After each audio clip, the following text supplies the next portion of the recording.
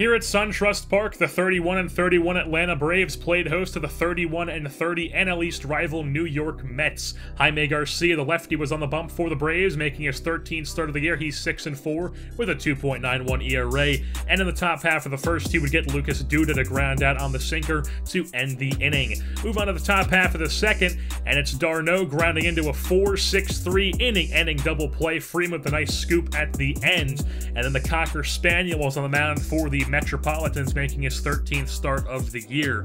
Bottom half of the third, as Nick Markakis hits a little bloop single into center field. So he's on first base, and that brings up Freddie Freeman, who takes the full count pitch way out of here. He absolutely clobbers one to center field. 459 feet on that one. 14th home run of the season, makes it a 2-0 Braves lead, thanks to Freddie Freeman. Move on to the top half of the fourth, still 2-0, runners on the corners.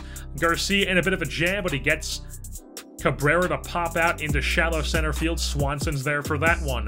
And then Bruce comes up, hits a little dribbler. Garcia takes it himself, fires the first, and he gets out of the jam. Still 2-0. Move on to the bottom half of the fourth, where Tyler Flowers gets behind one and wraps it around the left field foul pole. Makes it a 3-0 Atlanta lead. Flowers' third home run of the season, just barely under 400 feet.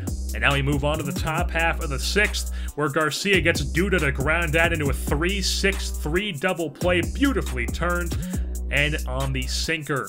And now moving on to the top half of the eighth, Vizcaino comes on, get himself into a bit of a jam here. First and second, one out. Cespedes comes up, hits a dribbler, back to Vizcaino, fields it, fires over to first, and now it's second and third with 2 outs. Brings up Duda, so they're going to bring in the lefty Eric O'Flaherty to face him, and he's going to get the job done. Throws the sinker, gets a ground out to second base, and that is going to end that half of the inning.